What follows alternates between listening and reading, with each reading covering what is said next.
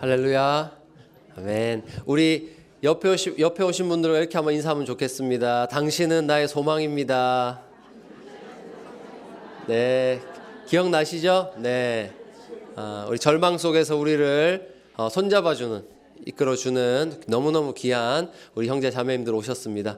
이 시간 우리를 이 자리로 불러 모으신 하나님 앞에 우리 찬양함으로 나아가도록 하겠습니다.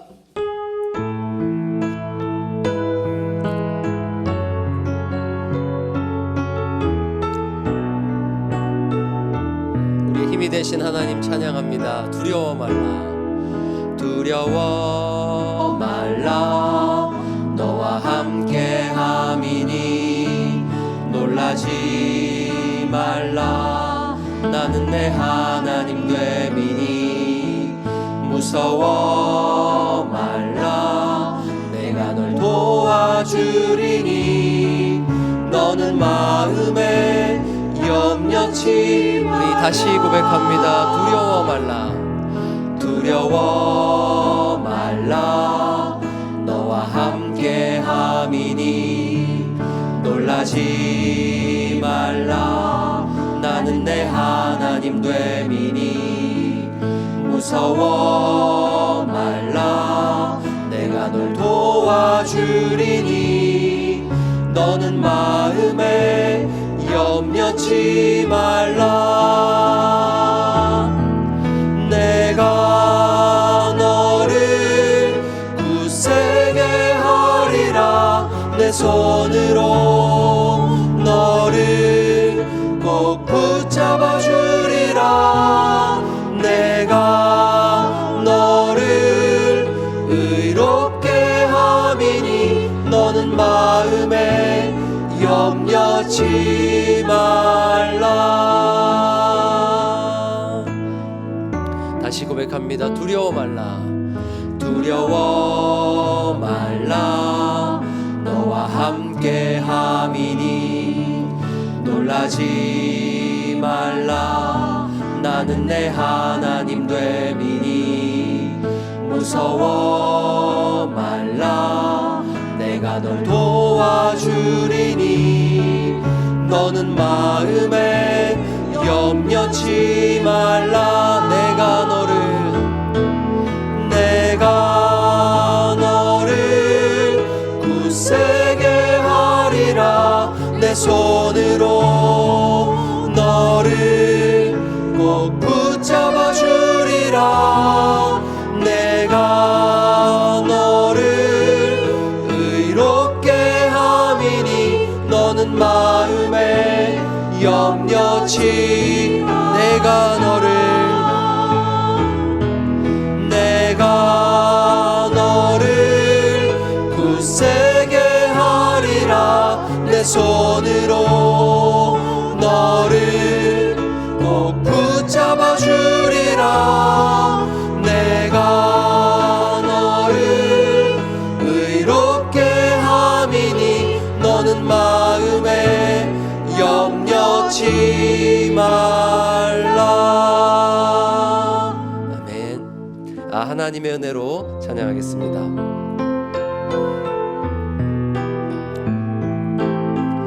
모든 것이 우리 하나님의 은혜입니다. 고백하겠습니다. 하나님의 은혜로 있을 데 없는 자 왜 구속하여 주는지 난 알 수 없도다. 내가 믿고 또 의지하는 내 모든 형편 아시는 주님 늘 보호해 주실 것을 나는 확실히 아네. 왜 내게 굳센 믿음과 또 복음 주셔서 내 마음이 항상 편한지 난 알 수 없도다. 3절입니다. 왜 내게 성령 주셔서 내 마음 감동해 주 예수 믿게 하는지 난 알 수 없도다. 내가 믿고 또 의지함은 내 모든 형편 아시는 주님 늘 보호해 주실 것을 나는 확실히 주 언제 강림하실지 주 언제 강림하실지 혹 밤에 혹 낮에 또 주님 만날 그곳도 난 알 수 없도다. 내가 믿고 또 의지함은 내 모든 형편 아시는 주님 늘 보호해 주실 것을 나는 확실히 아네. 아멘. 이 시간 우리 대표에서 정태현 목사님께서 기도하시겠습니다. 다 같이 한 마음으로 기도드리겠습니다. 우리를 사랑하사 독생자 아드님을 유월절의 어린 양으로 내어주신 하나님 아버지, 또 죽기까지 순종하시며 우리를 구원해 주신 우리 주 예수님, 우리 가운데 들어와 계셔서 진리를 밝히 알게 하시고 아버지께 우리를 위하여 중보하시는 성령 하나님, 저희는 늘 범죄하는 약한 존재이오나 주님께서 주시는 회개의 영으로 늘 새로워지니 구원의 감사와 기쁨으로 찬양과 예배를 드립니다. 주님 영광 받으옵소서. 오늘은 우리 주 예수께서 고난당하신 사순절 기간에 드리는 예배입니다. 저희가 특별히 십자가의 뜻을 다시 한번 새롭게 되새겨 우리의 믿음이 더욱 다져지고 담대해지며 주님의 계명대로 우리가 모두 서로 사랑하며 이웃을 돌아보는 주님의 참 제자로 살게 하옵소서. 우리의 죄는 십자가와 함께 죽고 우리의 새 영은 예수님과 함께 다시 사는 사순절과 부활절이 되도록 인도하옵소서. 이 시간 특별히 주님께 간구하옵기는 주님께서도 두루 살펴 아시는 대로 살롬샘의 많은 지체들이 병마와 싸우고 있습니다. 주님, 그들에게 주님의 치료의 권능으로 친히 안수하여 주옵소서. 이번 사순절 기간 동안 많은 지체들이 병상에서 힘차게 일어나는 기적들을 베풀어 주옵소서. 주님, 이 시간 또 저희들 자신을 위해 기도합니다. 무엇보다도 남은 여생 동안 주님과 더욱 가까이 사랑의 친교를 하기 원합니다. 주님을 향한 사랑과 믿음과 소망으로 충만하게 하시어 이 땅에 사는 동안에도 모두가 하늘나라를 경험하는 저희들 되게 하옵소서. 나라를 위해 기도합니다. 주께서 세우신 자유대한민국의 안녕을 굳건히 지켜주소서. 끊어진 북한 땅이 악한 지도자들 아래 신음하오니 주님을 향해 기도하며 도움을 외치는 주의 자녀들을 기억하시고 속히 질곡에서 건져주시고 북녘 땅을 주님의 복음으로 두루 덮으소서. 사람이 마음으로 자기 길을 계획할지라도 그의 걸음을 인도하시는 이는 여호와이시라 하셨으니 저희는 다만 주님의 권능을 믿고 명령하신 대로 이 땅의 길이요 진리이시며 생명이신 주님만을 드러내기를 원합니다. 저희들은 기도의 용사가 되어 후손들에게 복음을 유산으로 잘 전하는 것을 사명으로 압니다. 주님께 기쁨이 되는 저희와 자손들이 되도록 복 주옵소서. 오늘 주님의 종 진성만 목사께서 작은 믿음이란 제목으로 주의 말씀을 선포할 때 모두가 기쁨으로 아멘하며 응답하게 하시고 용기를 얻어 돌아가게 하옵소서. 이 예배를 준비하며 헌신하는 모든 이들의 손길과 가정 위에 또 주님만을 사모하며 여기 모인 우리 모두에게 아버지의 은혜가 늘 넘치기를 우리 구주 예수님 이름 받들어 간절히 기도하옵나이다. 아멘.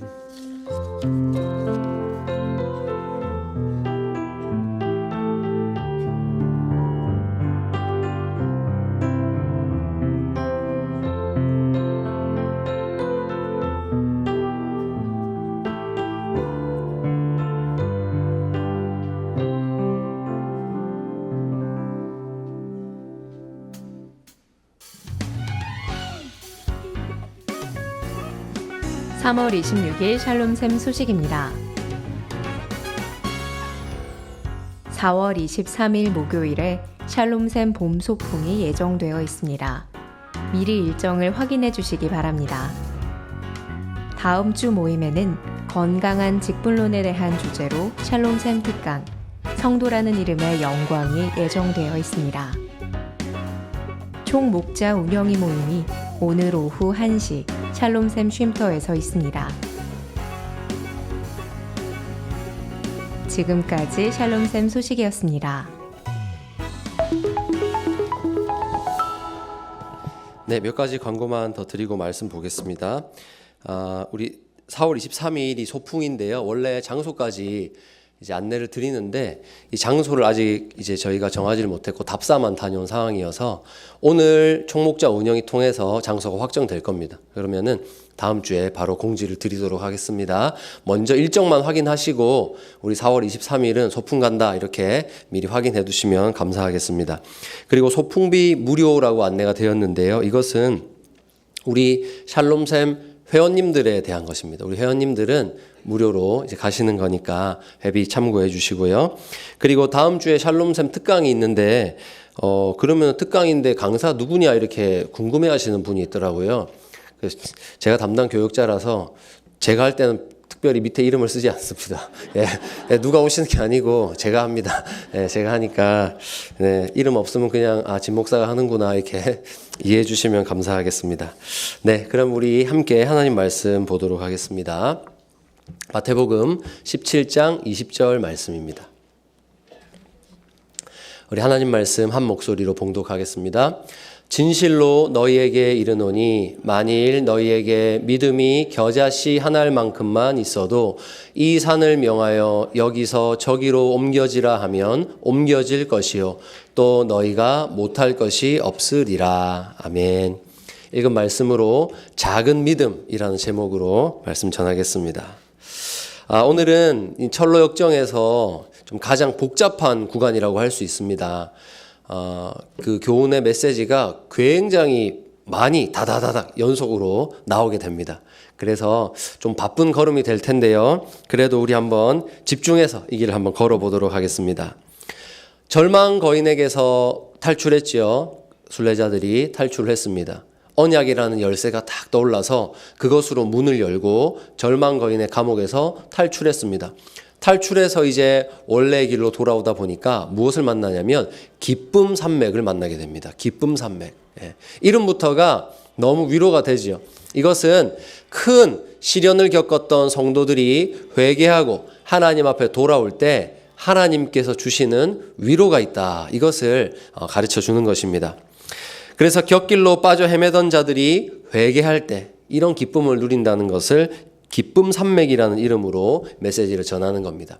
순례자들은 이 기쁨 산맥에 들어서서 과수원에서 맛있는 과일들을 따먹고 또 생수를 마시고 푹 쉬면서 그렇게 또 산맥을 올라갑니다. 꼭대기에 올라가 보니까 양떼를 지키는 목자들이 있었습니다.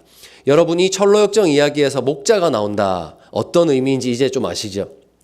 목자가 나온다는 것은 이제 목회자와의 만남을 의미합니다. 목회자를 만나서 복음 전도자를 통해서 어떤 가르침을 받게 되느냐. 또 이게 원동력이 되어서 다음 또 길을 향해서 나아가게 되는 것이죠.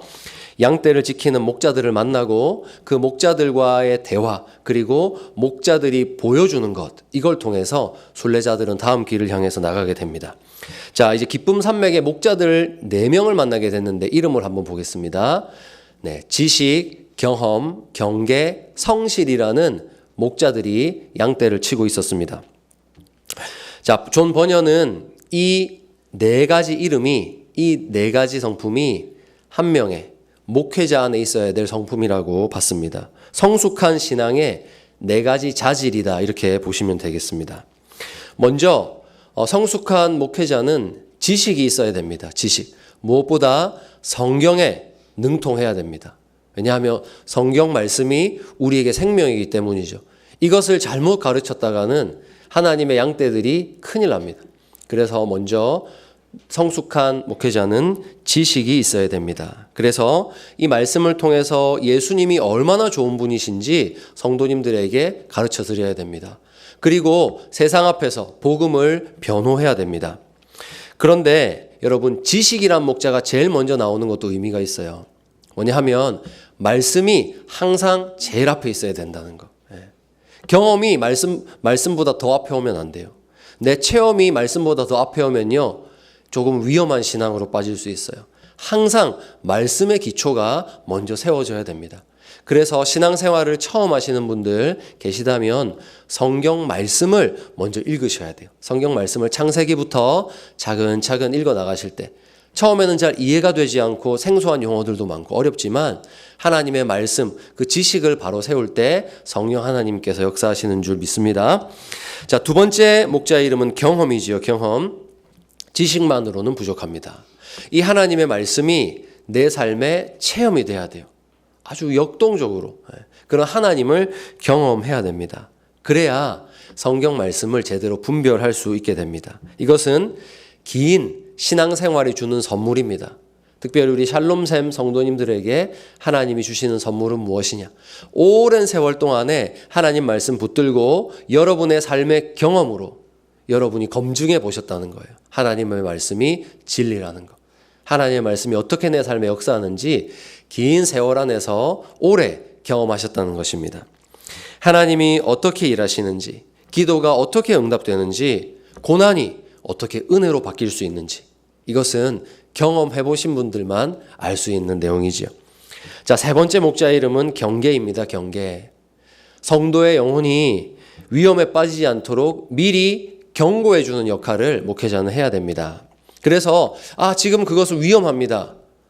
세상이 보기에는 별로 크게 이상이 없는 행동들, 생각들이지만 성경에 딱 비추어서 이거 영혼이 병들 수 있다 생각되면 말씀을 드리는 거죠. 지금 그렇게 생각하시고 접근하는 것은 위험합니다. 영혼이 낙심할 수 있습니다. 이렇게 말해줄 수 있는 것.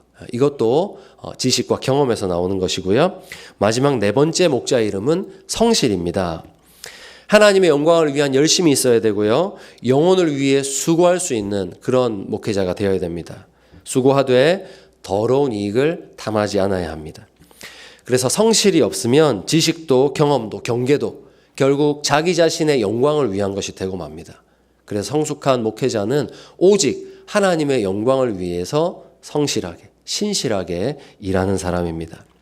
그래서 지식 위에 경험이 쌓이고 그 경험이 경계가 되고 그 모든 것이 성실로 이어질 때 그 사람을 보고 성숙한 신앙인이다 이렇게 말할 수가 있죠. 이 장면은 순례자들이 고난을 당한 후에 성숙한 목회자를 만나서 회복되고 또 하나님의 말씀으로 교훈을 받는 그런 장면을 우리에게 보여주고 있습니다. 자, 이제 목자들은 이 순례자들에게 가르침을 주기 시작합니다. 4개의 봉우리를 보여주는데요. 이 봉우리가 경고 셋, 소망 하나입니다. 각 봉우리마다 메시지가 있어요. 자, 경고 셋, 소망 하나인데요. 자, 첫 번째 봉우리의 이름이 무엇이냐? 실족이라는 봉우리였습니다. 올라갈 때는 아주 완만해요. 그래서 사람들이 편하게 올라가요. 그런데 내려오는 길이 완전히 깎아지는 절벽이에요. 그러니까 사람들이 거기서 실족해서 떨어져 죽습니다. 추락한 시신들이 막 보여요. 무섭죠. 복음의 진리를 벗어나는 것이 얼마나 위험한 것인가를 보여주는 봉우리입니다. 그 봉우리의 이름이 실조. 우리가 복음의 테두리를 벗어나는 것이 얼마나 위험한가를 여러분 아셔야 됩니다. 말씀이 아니라 하는데 내 경험과 판단이 괜찮다 싶어지는 그 지점이 위험하다는 것을 경고하는 겁니다. 여러분 절대로 말씀이 아니라 하는데 내 판단을 가지고 그 앞에 걸음을 내디디시면 큰일 납니다. 항상 말씀이 아니라 하면 아닌 것이 되어야 됩니다. 성도는 그래서 하나님 말씀 벗어나는 것을 두려워하는 사람이 성도입니다. 여러분의 판단, 경험보다 하나님의 말씀을 항상 우선에 두시기를 바랍니다. 자, 두 번째 봉우리의 이름이 무엇이냐? 주의입니다. 주의. 이 주의라는 봉우리를 보니까 이 봉우리에는 무덤들이 가득한데요. 사람들이 이 무덤 주위를 벗어나지 못하고 엉켜가지고 넘어지고 다시 일어났다가 또 다시 무덤가로 들어가서 또 부딪혀서 넘어지고 허우적대면서 거기를 벗어나지 못하는 조금 이상한 장면을 보게 됐습니다. 그래서 크리스천이 물어봅니다. 목자님, 저기 저 봉우리에서 허우적대는 도저히 빠져나오지 못하는 저 사람들은 누굽니까? 물어보니까 목자가 가르쳐줘요. 저 사람들은 얼마 전까지 절망거인의 감옥에 갇혀있던 사람인데 그 절망거인이 저 사람들의 눈을 뽑아버리고 무덤가에 버렸다 이렇게 하는 거예요. 그러니까 앞을 볼 수 없으니까 그냥 엉킨 채로 거기를 빠져나오지 못하는 장면이었어요. 저 사람들이 누군지를 들은 크리스천과 소망은 서로 눈을 마주치자마자 눈물을 흘리면서 서로 부둥켜 안았어요. 왜 그럴까요, 여러분? 저 사람들이 얼마 전까지 절망거인의 감옥에 있다라는 이야기를 들었을 때 왜 눈물이 났을까요? 바로 내가 거기 있던 사람이잖아요. 내가 저렇게 될 수 있었다는 것을 깨달았어요. 그런데 어떻게 지금 이 기쁨 산맥에 올라서 저 주의라는 봉우리를 피할 수 있었습니까? 아무리 생각해봐도 하나님의 은혜인 거예요.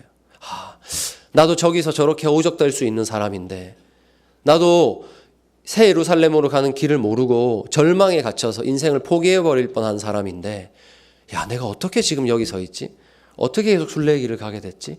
생각해 보니까 내 삶에 부어주신 하나님의 은혜가 너무 큰 거예요. 하나님의 은혜로 우리 찬양했듯이 그 감격이 밀려오니까 하나님께 감사해서 하염없이 눈물을 흘렸습니다. 그래서 잠언도 이렇게 말씀하지요. 명철의 길을 떠난 사람은 사망의 회중에 거하리라. 우리는 수없이 명철의 길을 떠났습니다. 우리가 내린 선택대로 우리가 결과를 맞이하고 산다면 우린 다시 아마 이곳에 앉을 수 없었을 겁니다. 그런데 여러분, 어떻게 우리가 여기 앉아 있습니까? 우리의 수없이 많은 실수, 새 예루살렘으로 가는 길에서 이탈했음에도 불구하고 우리가 어떻게 다시 여기 앉아 있을 수 있습니까? 하나님의 은혜. 그러니까 나를 향한 하나님의 은혜가 결코 적다고 말할 수 있는 사람이 아무도 없어요. 하나님의 은혜는 수없이 많은 곁길에서 우리를 건져내어서 다시 복받는 길로 인도해 주셨습니다. 그래서 여러분, 은혜를 아는 자가 흘릴 수 있는 눈물을 지금 이 순례자들이 흘리는 겁니다. 은혜를 아는 자만이 흘릴 수 있는 눈물. 그래서 그 기억이, 은혜에 대한 기억이 우리 삶의 교만을 막아줍니다. 그리고 감사를 낳고요, 다른 사람을 품게 만드는 것입니다. 자, 셋째 봉우리로 가겠습니다. 셋째 봉우리는 계곡입니다. 계곡. 어떤 계곡이 보이는데요.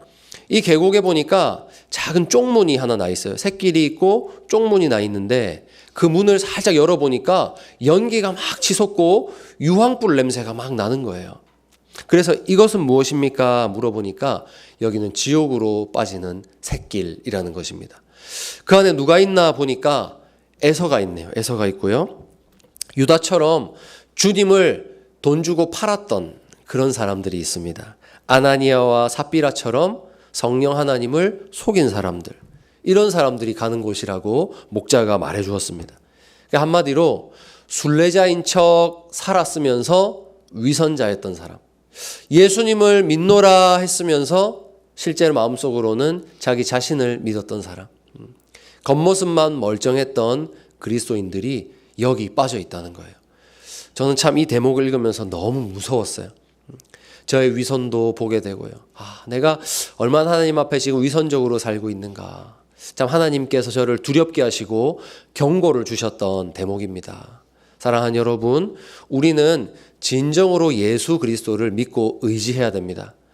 나를 신뢰하는 마음들을 계속해서 우리 마음속에서 몰아내야 됩니다. 겉모습만 번지르르한 신앙인 되는 것은 굉장히 위험한 일입니다. 여러분, 우리의 겉모습 전에 내가 진심으로 예수 그리스도를 사랑하는가, 내가 그분을 나의 구주로 믿고 그분이 말씀하시면 순종하는가를 점검하시기 바랍니다. 그래야 우리가 이 계곡에 빠져서 새끼를 피할 수가 있는 것입니다.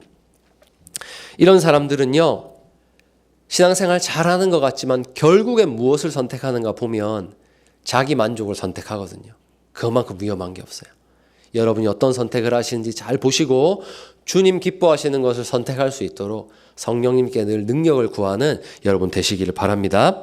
자, 아까 경고 셋, 소망 하나라고 했죠. 경고가 되는 봉우리 3개를 받고요. 이제 희망이 되는 봉우리 하나를 마지막으로 보겠습니다. 그 봉우리의 이름은 선명입니다. 선명. 아주 선명한 봉우리를 하나 보게 됩니다. 자, 이 봉우리를 볼 때는 목자가 망원경을 줍니다. 망원경을 가지고 딱 보니까요, 저 멀리 우리가 걸어가야 될 마지막 종착지가 딱 보이는 거예요. 새 예루살렘의 성문이 희미하게 보이는 겁니다. 어떤 마음일까요? 저기다. 내가 잘 가고 있구나. 여러 가지 경고에 대한 무서운 메시지 들었지만 내가 이 메시지를 잘 간직하면서 결국에는 저기 들어가야지 라는 소망이 불끈 솟아오르기 시작합니다. 여러분, 순례자들은 사모하게 되었어요. 희미하지만 그 하나님께서 보여주시는 것들을 보게 될 때 사모하게 되었어요. 그래서 여러분, 믿음은요, 완전히 보이지 않는 것을 사모하는 겁니다. 아니, 아예 보이지 않는 것을 사모하는 것이, 그것이 믿음입니다. 저도 천국문을 본 적이 없습니다. 천국문에 어떤 문양이 있는지 본 적이 없어요. 어느 정도의 크기인지 가늠도 안 됩니다. 그러나 우리가 믿음으로 말씀을 읽을 때 사모하게 되는 거죠. 나도 저 천국에 들어가게 되겠다. 사모하는 겁니다. 그래서 하나님께서는 우리에게 위험을 경고하실 때 반드시 그 너머에 있는 영광도 보여주시면서 우리가 두려워 떨면서 이 길을 걷는 것이 아니라 소망을 가지고, 기대를 가지고 이 길을 걷게 하세요. 그래서 여러분, 그리스도인의 걸음에서 힘이 되는 것은 무엇이냐? 무엇이 힘이냐? 소망입니다. 소망.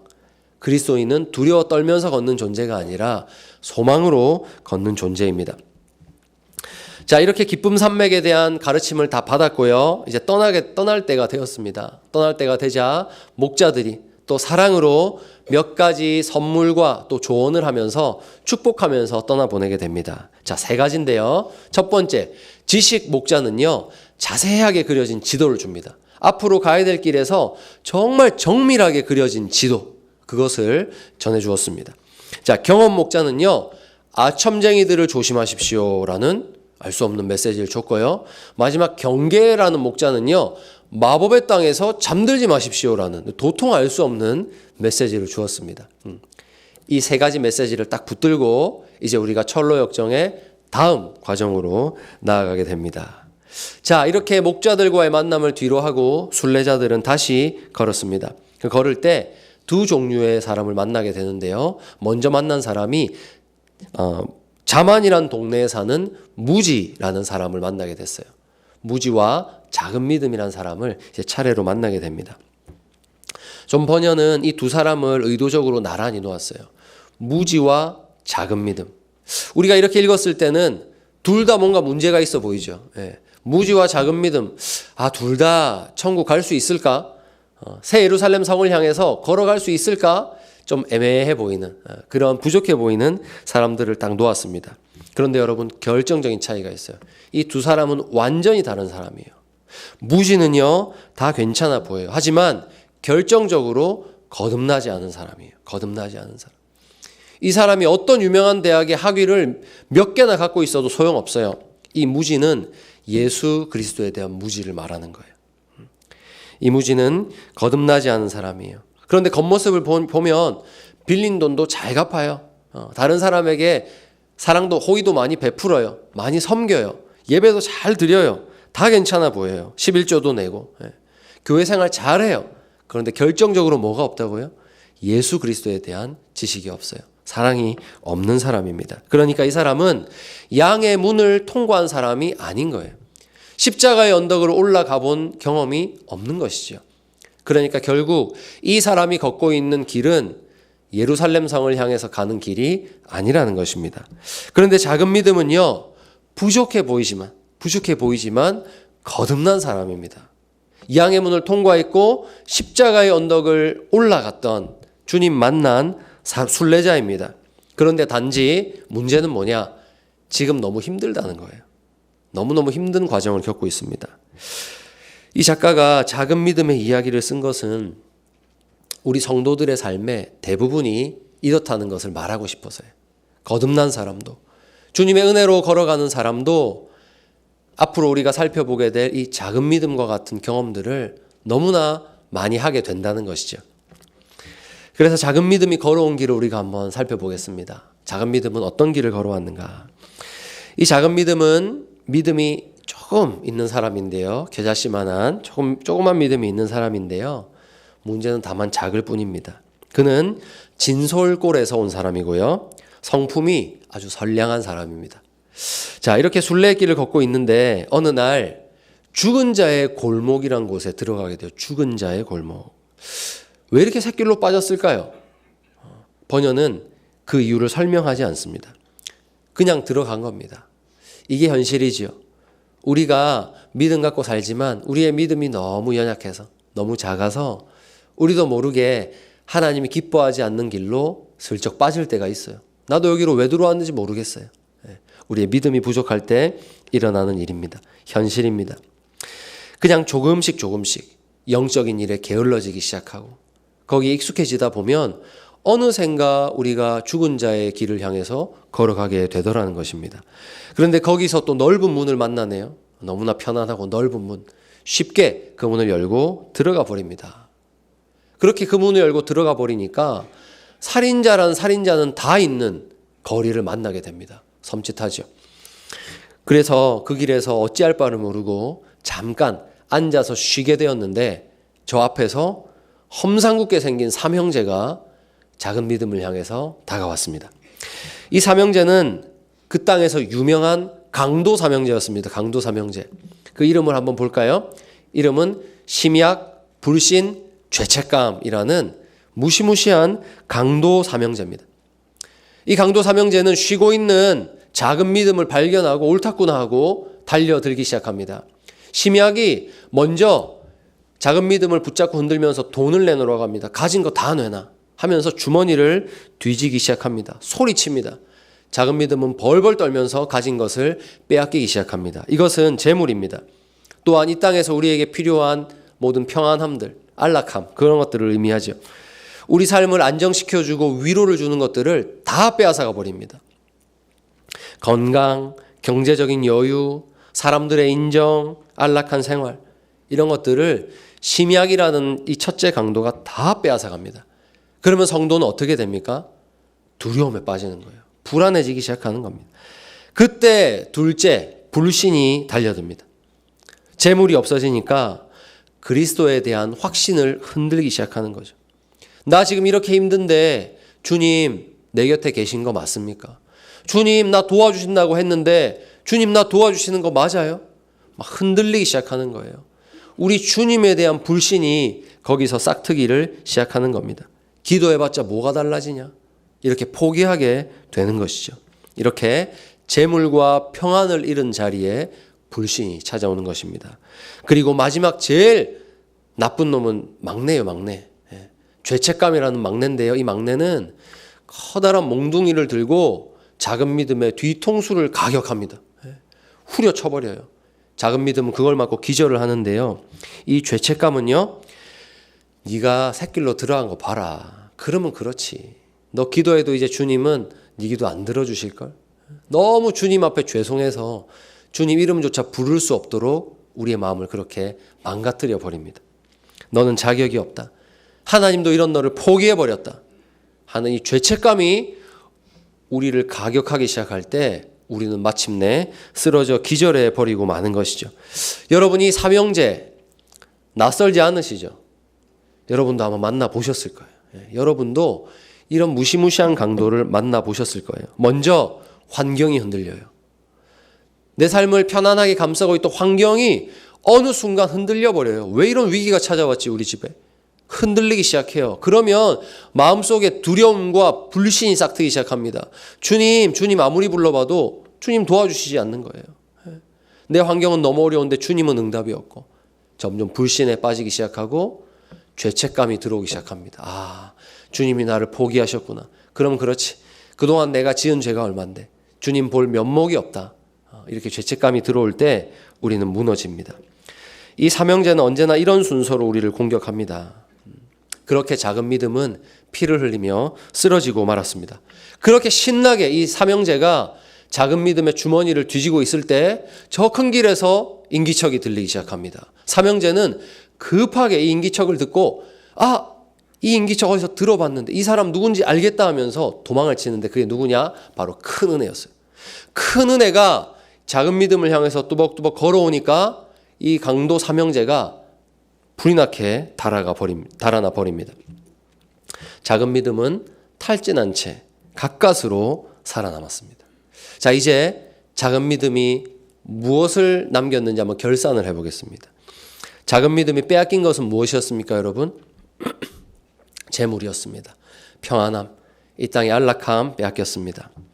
그런데 가만히 이제 작은 믿음을 깨어서 나에게 남은 것이 무엇이 있나 이렇게 한번 더듬어 보니까 빼앗기지 않은 게 있는 거예요. 삼형제가 완전히 탈탈 털어갔는데 주머니 속에 보니까 남겨진 것이 있는데 그게 뭐냐? 바로 감춰둔 보석이었어요. 감춰둔 보석. 이야, 가장 중요한 건 안 뺏겼어요. 보석이 딱 남아있어요. 이것은 진짜 보석이 아니고 예루살렘 성문을 통과할 때 보여줄 증명서예요. 증명서. 내가 예루살렘 성문 앞에 섰을 때 내가 누구인지 나의 신분을 증명해 줄 수 있는 증명서만은 내 가슴에 딱 남아 있었던 거예요. 구원의 증거입니다. 하나님의 자녀라는 인정입니다. 여러분, 삼형제가 왜 이 가장 귀한 거, 중요한 거는 찾지 못했을까요? 왜 이거는 털어가지 못했을까요? 하나님의 은혜입니다. 하나님의 은혜. 큰 은혜가 다가왔다고 했죠. 하나님의 은혜입니다. 보석이 너무 은밀한 곳에 있었거나 깊숙이 숨겨져 있어서가 아니에요. 이 삼형제가 작은 믿음의 주머니를 털 때 분명히 봤을 거예요. 봤는데 그들의 눈에는 이게 귀해 보이지 않았던 거죠. 지푸라기처럼 보였기 때문에 가치가 없어서 안 털어가고 남겨둔 것이죠.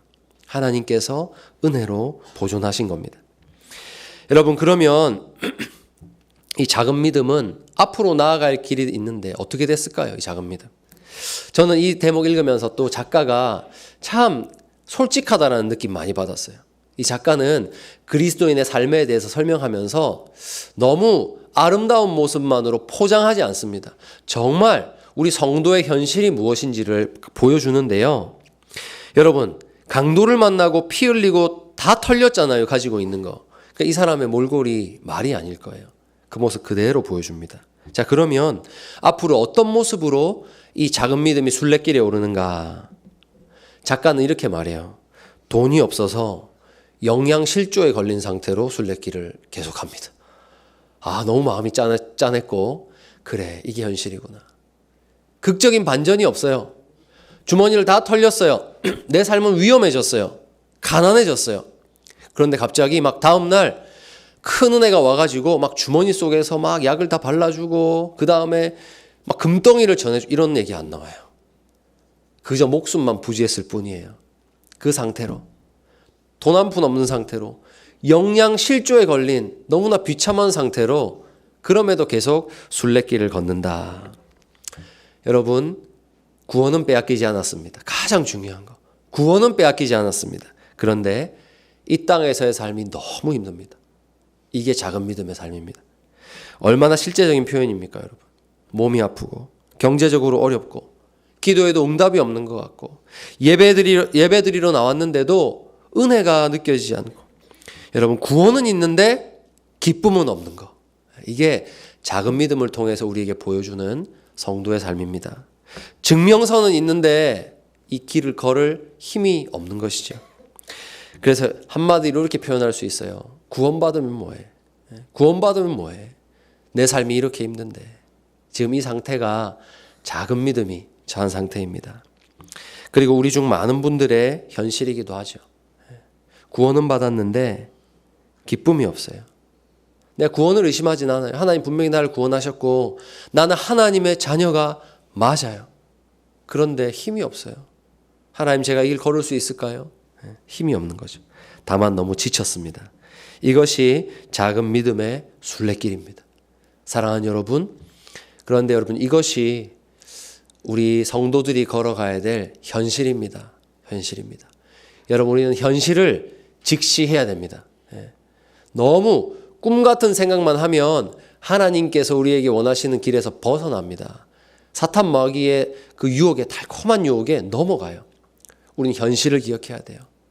우리는 이 땅에서 많은 것을 빼앗기는 위치에 있어요. 사탄 마귀는 그걸로 우리를 시험해요. 걸어가지 못하도록. 그러나 가장 소중한 것만은 빼앗기지 않는다는 이 사실을 기억하시는 게 중요합니다. 여러분, 이건 이상한 현상이 아닙니다. 갑자기 내 삶에 위기가 찾아오고 집안이 어려워지고 병이 생기고 자녀에게 문제가 생기고, 여러분, 이것은요 자연스러운 현상입니다. 누구에게나 일어날 수 있는 일입니다. 그런데 여러분, 문제는 내가 이걸 겪을 때 너무 힘들다는 것이죠. 너무 힘들어요. 뭘 말하는지는 알겠는데 너무 힘들죠. 그러니까 어떤 생각이 듭니까? 이 보석이라도 한번 팔아볼까? 이 보석을 한번 저당이라도 잡혀서 한번 좀 내 삶을 일으켜볼까? 여러분, 에서가 바로 그렇게 했습니다. 에서는 이삭의 장자였지요. 장자로서 아마 그는 가만히 있었다면 장자로서 지금도 충분히 특권을 누리고 있었고, 아마 앞이 잘 보이지 않았던 그 이삭이라는 아버지는 장자의 복을 아마 에서에게 빌었을지도 몰라요. 그런데 이 에서가요 엄청 멋진 사냥꾼이었거든요. 유능한 사냥꾼이었거든요. 열심히 사냥을 하고 허기진 채로 집에 돌아오는데 동생이 딱 그 배고픈 길목에서, 휴게소 자리에서 딱 죽을 끓이고 있는 거예요. 얼마나 배가 고팠으면 얼마나 그 냄새가 좋았겠어요. 그렇죠? 그런데 이 동생은요 보이지 않는 장자권에 욕심이 있었던 사람이에요. 나 하나님의 복 받고 싶어. 나 하나님의 복을 내가 이어가고 싶어. 나 저 형님이 받을 복 내가 가로채고 싶어. 이런 야망이 있는 사람이었거든요. 그러니까 형님이 약할 때를 딱 노려서 죽을 끓여서 형님에게 제안을 합니다. 형님, 배고프시죠? 그래, 동생아 고맙다, 먹자 하니까 잠깐만요. 형님, 그런데 이 죽 제가 드릴 테니까 형님이 갖고 있는 장자권 그거 저한테 주세요. 에서는 잠시 생각합니다. 장자권? 그게 뭔데? 내가 태어나서 당연히 누리는 이거? 쉽게 생각해버려요. 내가 그냥 말로 그래 장자권 너 줄게 하고 죽만 먼저 취할 수 있을 줄 알았어요. 근데 하나님은 다 들으셨어요. 장자권 줄게 하고 쉽게 그 하나님의 복을 내동댕이 쳐버렸지요. 당장에 배를 채워주는 죽을 선택했습니다. 그런데 작은 믿음이 우리에게 이런 교훈을 줍니다. 작은 믿음아, 재물은 빼앗겨도 된다. 재물은 빼앗겨도 된다. 영양실조로 힘들게 이 길을 걸어갈 수 있다. 그러나 보석만은 팔지 마라.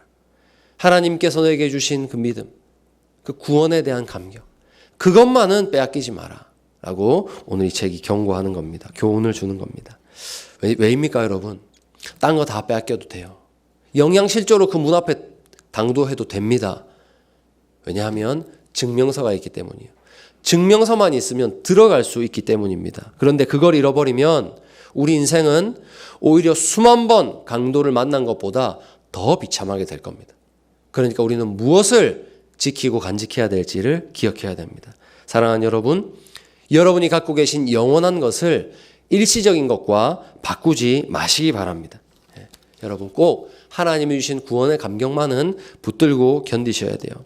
여러분, 오늘 여러분이 이 자리에 앉아 계신 거, 여기 계시다는 것 자체가 굉장히 많은 것을 의미합니다. 중요한 의미가 있는데요. 그것은 여러분의 그 힘든 인생길에서도 결국에는 보석을 빼앗기지 않았다는 것을 의미하는 것입니다.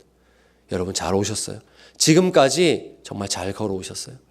인생에서 수없이 많은 것들을 잃어버리시면서 오셨을 텐데 그럼에도 하나님에 대한 믿음 포기하지 않고 나의 주 하나님 찬양하면서 이 자리에 앉아 계신 거 정말 큰 하나님의 은혜인 줄 믿습니다. 하나님 주신 보석이 여러분 품 안에 있습니다. 그래서 여러분 이 길을 어떻게 해서든지 끝까지 걸어온 사람들이 하는 고백이 있더라고요. 공통적인 고백. 그것이 무엇이냐? 나의 힘으로도 용기로도 딱히 내세울 것이 없었는데 주님의 은혜와 선하심 덕분에 제가 여기까지 올 수 있었습니다. 모든 것이 하나님의 은혜입니다.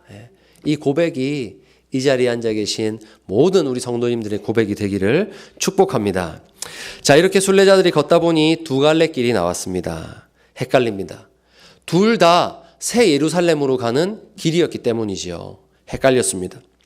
어느 쪽으로 가야 할지 결정하려던 참에 어떤 사람이 다가옵니다. 어디로 가시오? 라고 물어봅니다. 아, 우리는 새 예루살렘 성을 향해서 가고 있습니다 하니까 내가 그 길을 안다고 나를 따라오라고 하는데 그 사람을 보니까 하얀 망토를 두르고 있는 게 어찌나 고급스러워 보이는지, 아, 이분은 분명히 새 예루살렘이랑 상관이 있는 사람 같아요.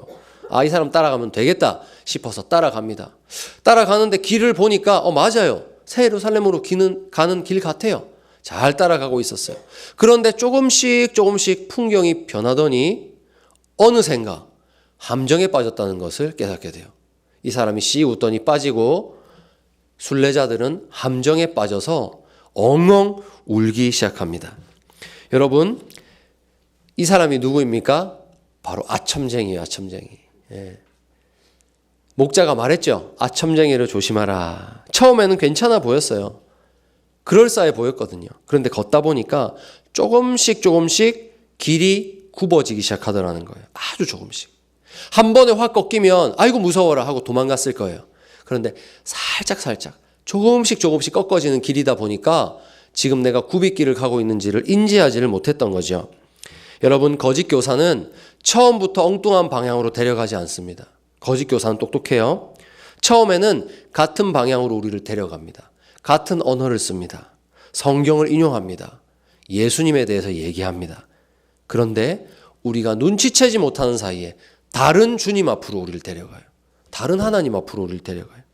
그러다 보니 지금 이 사람 순례자들은 완전히 새 예루살렘과 동떨어진 곳에 서게 됐습니다. 그제서야 순례자들은 기억합니다. 아첨쟁이들을 조심하라 라는 경고의 메시지가 생각이 납니다. 그런데 여러분, 생각이 어디서 났어요? 그물 속에서 생각이 났다는 게 문제예요. 함정에 빠졌을 때 이 생각이 나면 안 된다라는 것이 이 부분의 교훈입니다. 여러분, 언제 생각이 났어야 될까요?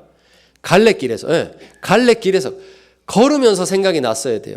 헷갈릴 때 이 생각이 나야 돼요. 헷갈릴 때. 자, 그럴 때 감사하게도 하얀 빛을 띠는 천사가 다가왔습니다. 어디서 와서 어디로 가는 길입니까? 물어보니까 여차저차해서 우리는 새 예루살렘으로 가는 길인데 지금 함정에 빠지고 말았습니다. 천사가 가르쳐 줍니다. 저 사람은 아첨쟁이입니다. 하나님 말씀을 딱 펼쳐보니까 이렇게 나오네요. 한번 함께 읽어보겠습니다. 시작. 사탄도 자기를 광명의 천사로 가장하나니.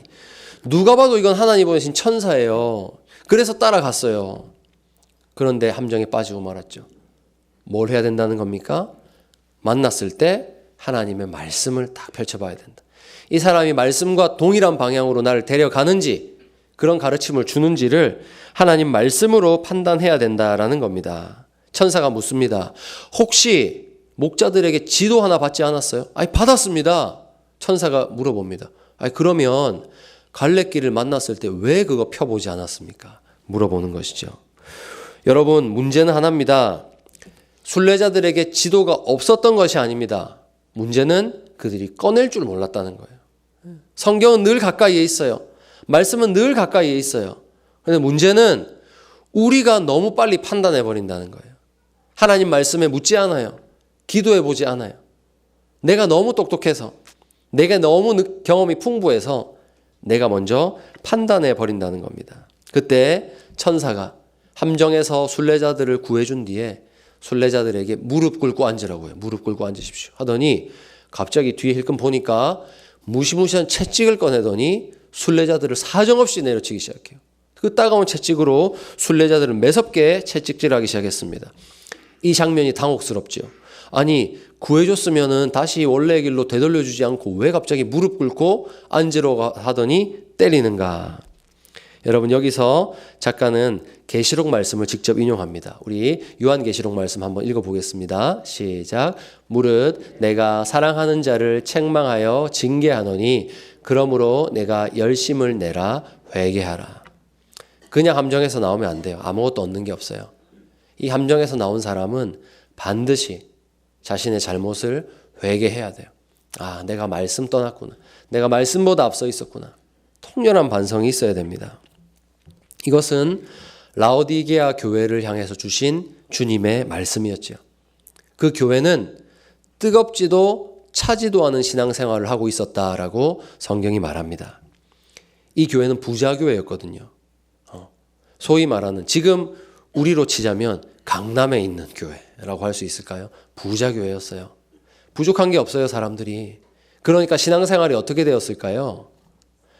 그냥 너무 그냥 소위 말하는 은혜로운 얘기밖에 없어요. 아, 뭐 다 잘 되고 자녀들도 잘 크고 뭐 행복하고 많은 것들을 얻고 그러다 보니까 기회를 잃기 시작하는 거예요.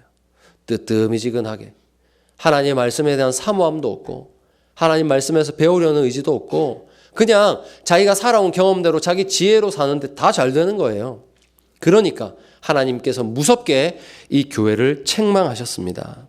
스스로가 그 실상을 몰랐다는 거죠. 주님이 지금 이렇게 회개하라고 너희 지금 잘못됐다고 무섭게 말씀하시는데 정작 라오디게아 교회 성도들은 그들이 어떤 잘못에 빠져 있는지 어떤 장애물에 걸려 있는지를 스스로는 전혀 몰랐던 겁니다. 잘 가고 있다고 생각했어요. 틀림없다 생각했어요. 그러나 말씀 가운데 깨닫습니다. 여러분 이 채찍질은 그런 자기 기만을 깨뜨리는 겁니다. 사랑하는 여러분, 하나님은 사랑하시는 자를 징계하십니다. 하나님 자녀가 아니면 징계도 없습니다. 하나님은 오직 자녀만을 징계하세요. 왜요? 사랑하기 때문에. 그 길이 잘못되었기 때문에 징계하십니다. 때로는 아프고 무섭습니다. 그러나 무서울 때 우린 배우죠. 아플 때 뼈에 새기는 잊지 않는 교훈들을 얻게 됩니다. 그러니 여러분, 하나님이 내 삶을 그냥 두시는 거, 내가 기도하지 않고 말씀도 필요 없이 내 지혜로 내 판단으로 모든 것을 결정하고 삶을 열심히 사는데 다 잘 풀린다, 잘 된다, 승승장구한다, 이게 제일 위험한 겁니다, 여러분. 여기 빠진 사람은 돌아오기 힘들어요. 뭐든지 잘 되는데 뭐하러 하나님을 찾겠어요. 이 사람이 제일 위험합니다. 여러분, 인생 내 마음대로 사는데 일이 잘 풀린다? 그것만큼 위험한 게 없습니다. 여러분, 그거는 부러워하지 마시기를 축복합니다. 하나님 없이 사는데 막 어우 저 사람은 다 잘 돼, 편안해, 아프지도 않아. 그건 부러운 게 아닙니다. 그건 오히려 너무너무 위험하고 두려운 일입니다. 아, 하나님이 저 사람 인생이 말씀 안 하시는구나. 와, 하나님이 저 사람 저렇게 사는데도 책망을 안 하시네? 무서운 거예요, 그거는. 하나님의 징계는 버림이 아닙니다. 더 깊이 붙잡으시는 은혜입니다. 자, 그렇다면 왜 속았는가? 이것 때문입니다. 자기 판단을 말씀보다 앞세웠기 때문에. 여러분, 항상 조심하십시오. 말씀보다 70, 80, 90 살아온 내 인생 경험을 앞세우면 실족합니다.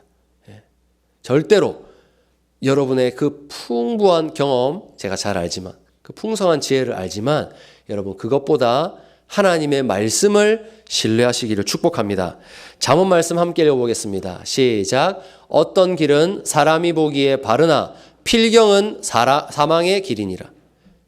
사람이 보기에는 바르나 무엇입니까? 내 능력 밖의 일이에요. 내가 볼 때는 분명히 이거 바른 길이에요. 하나님 보실 때는 다른 길이 있다는 거죠. 그러니 누구에게만 물어야 됩니까?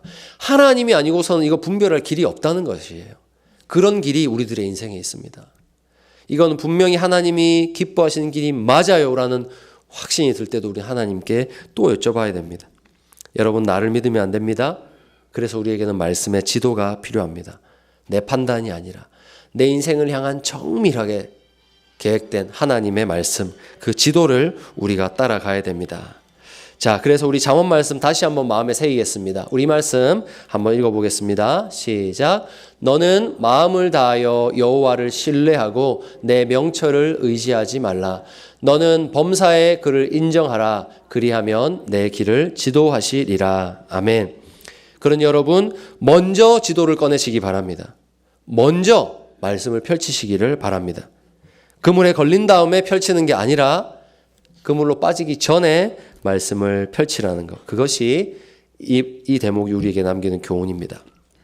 자, 이제 여기까지 지나고 그물에서 빠져나와서 어느덧 한 동네에 들어섰습니다. 존 버녀는 이 동네를 따로 이름 붙이지 않고 우리가 정말 이해하기 힘든 단어를 붙였죠. 마법의 땅이래요. 이게 도대체 무슨 교훈일까 싶습니다. 그냥 걸어 지나가는 통과하게 되는 마을입니다. 그런데 다만 이 마을은 공기가 조금 다릅니다. 그래서 적응하지 못하는 사람은 잠에 빠지고 만대요. 그럼 어떤 길인가? 어떤 사람이 적응하지 못한 사람인가? 바로 이 세상에 너무 익숙해진 사람. 순례길에 적응하지 못하고 이 세상에 여전히 익숙한 사람은 이 마을에서 분명히 잠에 빠지게 된대요. 소망이 나른해지기 시작했어요. 그게 전부예요. 다른 위기가 안 보여요. 막 사자가 으르렁거리는 것도 아니고 뭐 창이나 칼을 든 사람이 뭐 절망 거인이 있는 것도 아니에요. 그냥 이 길을 걷는데 나른해지기 시작해요. 소망이 말합니다. 조금 쉬어갑시다. 조금만 쉬어갑시다. 그러니까 크리스천이 그래도 기억했어요. 여기서 잠들면 큰일 난다고. 크리스천이 마지막으로 경계 목자가 해주었던 그 말씀을 기억했습니다. 여러분, 이 한 파트가 전체 핵심이 됩니다. 어떻게 해요? 여기서 잠들면 다시 일어나지 못한다. 마법의 땅이요, 평온해 보이지만 너무너무 위험한 순례자들에게 다가온 시험이었습니다. 여러분, 고속도로를 이렇게 오래 운전하다 보면 특히나 서해안 쪽, 서해안은 그냥 해안선 따라서 일직선 쭉 가잖아요. 서해안 타다 보면 어떤 위험이 발생합니까? 너무 쭉 뚫린 도로 편안하게 달리는데 그러다 보니까 졸음이 오죠. 예. 그냥 서해안 타면 낮에 타고 가면 꾸벅꾸벅 졸게 됩니다. 예. 그런데 한 번씩 경고문구 있잖아요. 막 졸면 죽음 막 이런 거 보고 막 큰일 났다 싶어서 막 잠이 깨고 이러는데 그만큼 여러분 졸음은 순례길을 가는 데 있어서 졸음은 위험한 거예요. 잠드는 것은. 영적인 잠이 이렇습니다, 여러분. 신앙이 사라지는 게 아니에요. 나는 분명히 신앙생활을 하고 있어요. 예배 안 드리겠다고 내가 결단한 게 아니에요. 기도를 끄는 것도 아닙니다. 그런데 어쩌다 보니 안 하게 되는 거예요. 어쩌다 보니 띄엄띄엄 하게 되는 것이죠. 이런 나른함이 습관이 되고 습관이 상태가 되고 상태가 삶이 되어버리는 겁니다. 그렇게 잠드는 사람은 자기가 잠드는 줄도 모르고 잠드는 거예요. 이게 마법의 땅입니다. 이제야 기억이 납니다. 경계 목자가 말했죠. 마법의 땅을 조심하라. 그것은 잠들지 말라는 뜻이었습니다. 절대로 여기서 잠들면 안 된다. 아첨쟁이는 눈에 보이는 위협이었죠. 그런데 마법의 땅은 아무것도 보이지 않습니다. 그냥 공기입니다. 공기. 그런데 그 공기를 마시면 잠이 든다는 거죠. 존 버녀는 여기서 무엇이 성도의 삶에서 더 치명적인 위기인가? 그것을 가르쳐 주는 겁니다. 여러분, 아첨쟁이는 싸울 수 있어요. 말씀을 들고 싸울 수 있어요. 그런데 공기는요? 여러분, 공기랑 싸우는 분 계세요, 혹시? 공기랑은 싸울 수 없어요. 이거는 뭐 싸울 대상이 아니에요. 젖어 들어가는 것이에요. 그냥 스며드는 것이죠. 그렇다면 여러분, 아까 말씀드렸듯이 이 고속도로를 타다가 막 졸음이 올 때 졸음을 어떻게 이기세요, 여러분? 저는 운전대를 잡으면 좀 잠이 오는 스타일이거든요. 예, 제가 좀 잠이 오는 스타일인데 젊은 사람이 이러면 안 되는데 잠이 좀 와요. 그런데 한 번씩 이제 성도님들 모시고 운전할 때가 있잖아요. 이거 정말 정말 하나님께 기도하고 정신을 차리게 해달라고 기도해도 막 졸음이 와요. 그래서 제가 찾아낸 방법은 뭐 껌도 안 되고 뭐 아무것도 안 되더라고요. 허벅지 제일 안쪽 있잖아요. 허벅지 제일 안쪽을 제일 여린 살을 이렇게 꼬집어야 돼요. 이렇게 꼬집어야 돼요. 그리고 겨드랑이 제일 안쪽에 있잖아요. 여기를 세게 꼬집어야 돼요. 내 스스로를 봐주면 안 돼요. 가차없이 꼬집어야 잠이 깰 정도로 다 이렇게 정신이 차려지더라고요. 한 날 제가 이제 그렇게 신방하고 집에 와서 이제 옷을 갈아입는데 아내가 깜짝 놀라더라고요. 무슨 멍이 이렇게 들어있냐. 여기 막 온몸에 멍이 들어가지고 그런 적이 있는데 그게 아니면 제가 졸겠더라고요. 그러니까 막 저만의 어떤 살기 위한 그런 방법을 찾은 거예요. 근데 존 버녀는 그런 어떤 뭐랄까 이런 극적인 처방을 우리에게 주진 않습니다. 막 꼬집어라 때려라 그건 아니에요. 우리도 이 마법의 땅에서 어떻게 잠을 깰 수 있을까 기억을 해야 되겠죠. 크리스천이 좋은 방법이 있다고 소망에게 말을 해줍니다. 그게 무엇이냐? 바로 함께 이야기 나누기. 생각이 나시나요, 여러분? 저도 이걸 보니까 기억이 났어요. 저 혼자 갈 때는 막 꼬집고 난리도 아니었거든요. 노래 부르고 막 머리를 때리고 막 난리도 아니었는데 함께 이야기하는 사람이 있으니까 졸음이 안 오더라고요. 예, 그겁니다. 우리가 순례길을 갈 때는 반드시 혼자여서 안 된다는 거. 함께 이야기하고 걸어갈 사람이 필요하다는 것입니다. 놀라운 통찰이라고 생각합니다. 마법의 땅에서 잠들지 않는 방법은 혼자 막 의지를 다지고 막 뜀박질을 하고 푸시업을 하고 이게 아니고 함께 걸어갈 사람만 있으면 되는 거예요. 여러분, 서로 이야기를 나눕니다. 형제는 어쩌다가 이 순례길을 시작하게 되었소? 이 질문이 시작이에요. 이걸 통해서 마법의 땅에서 잠들지 않게 돼요. 경건한 대화를 말하는 거예요. 경건한 대화. 어떻게 이 길에 들어서게 되었나?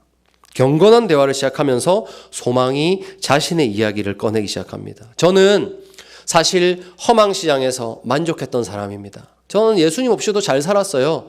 그런데 어느 날 형제님이 우리 마을에 들어오셨죠. 신실과 크리스천 이 두 형제가 우리 마을에 들어오셨죠. 그런데 저는 여러분이 참 특별해 보였어요.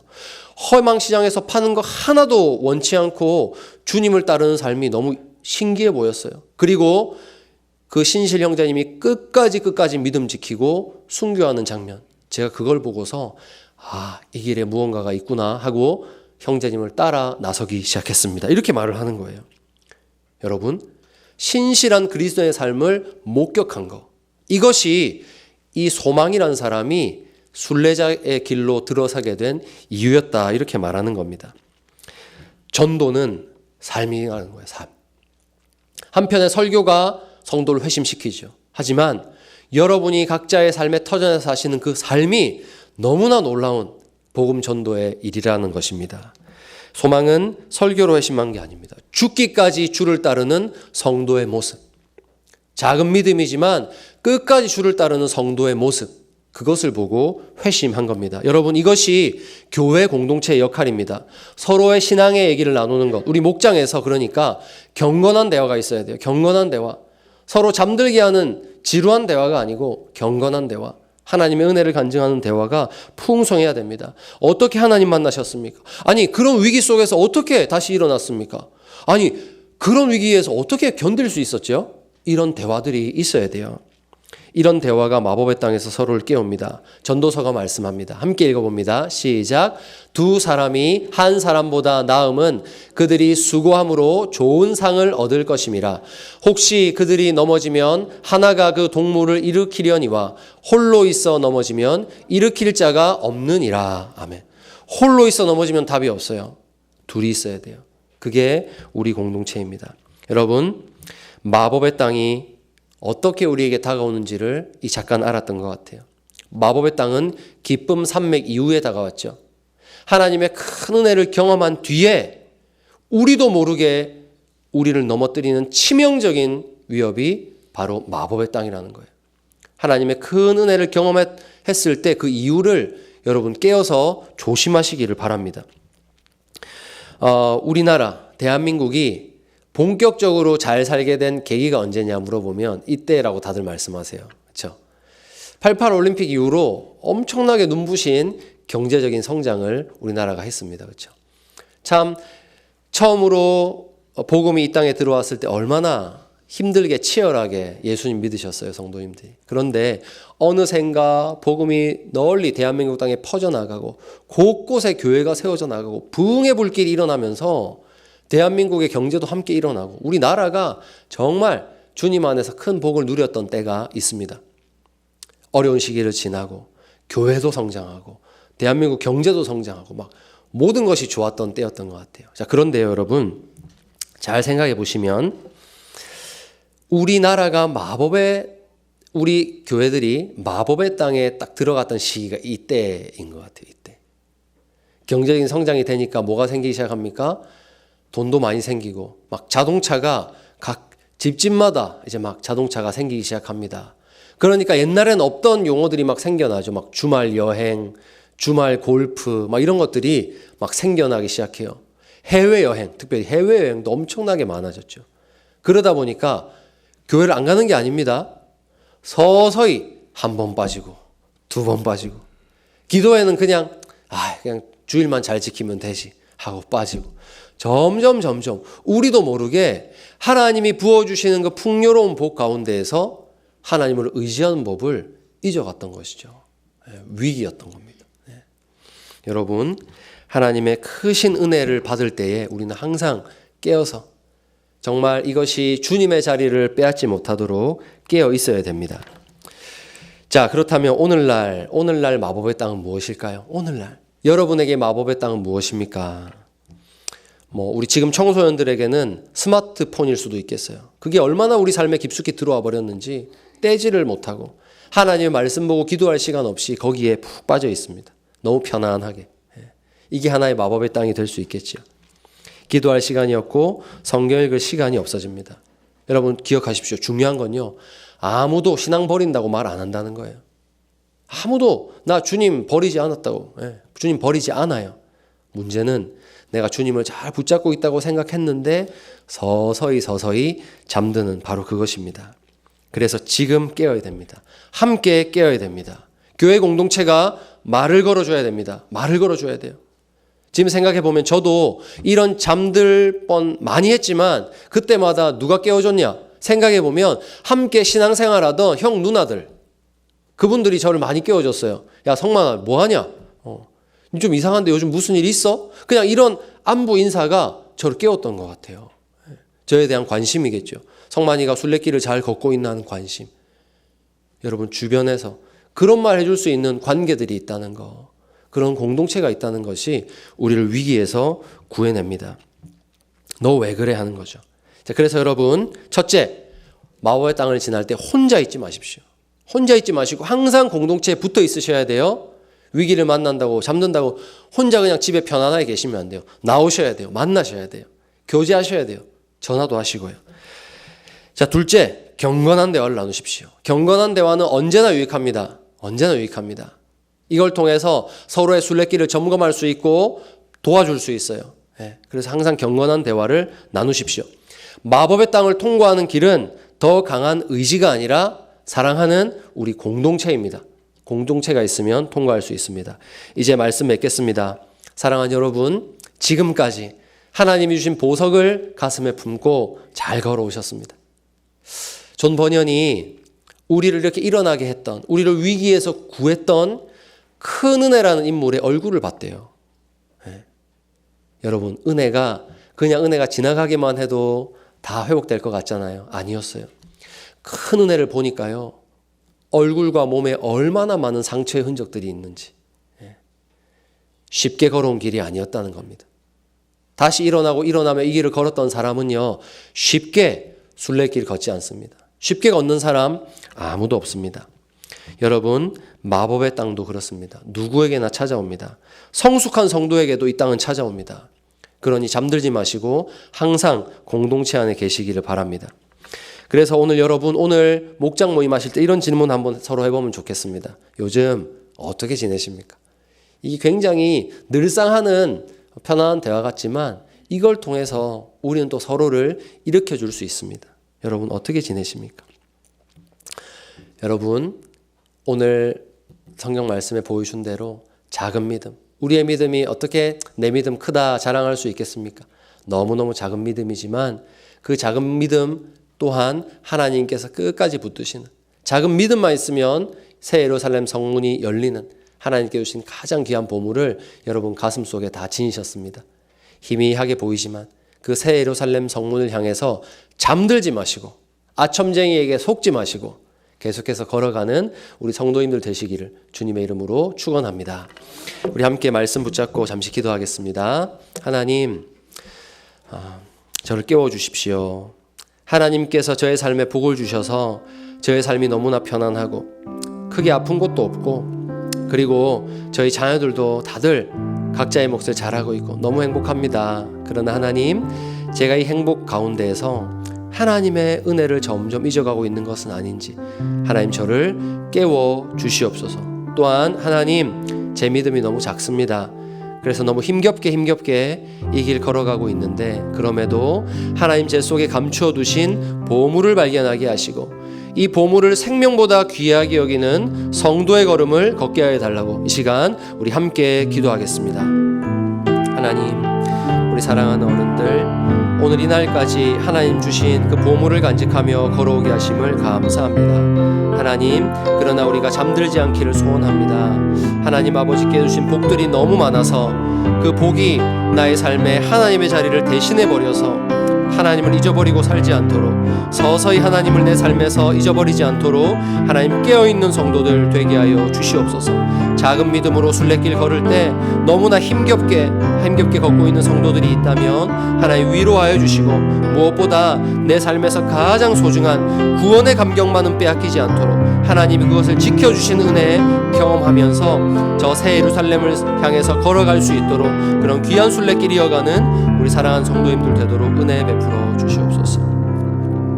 하나님 감사합니다. 오늘 이날에 이르기까지 우리의 지난 걸음을 돌아보니 모든 것이 하나님의 은혜였습니다.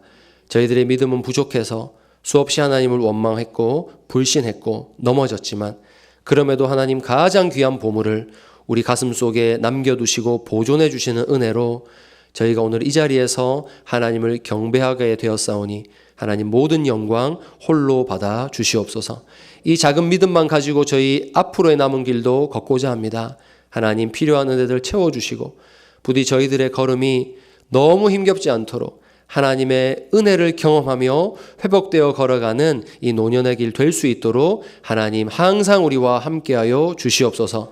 특별히 하나님, 우리 사랑하는 샬롬샘 성도님들의 삶에 부어주신 은혜에 감사합니다. 그러나 저희가 깨어서 그 하나님께 주신 복들이 하나님의 자리를 대신 차지하지 않도록 깨어있게 하여 주시옵소서.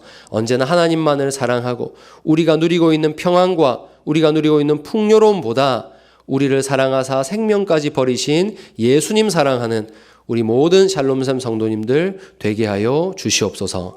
감사와 찬송을 드리며 우리 주 예수님의 이름으로 기도합니다. 아멘. 이제는 우리 구주 예수 그리스도의 은혜와 하나님의 사랑과 성령의 교통하심이 작은 믿음이지만 이것이 주님께서 주신 가장 값진 보물임을 기억하고 잠들지 않고 깨어 이 길을 걷기를 소원하는 사랑하는 모든 샬롬샘 성도들과 우리 샘물교회 위에 지금부터 영원토록 함께 있을지어다. 아멘.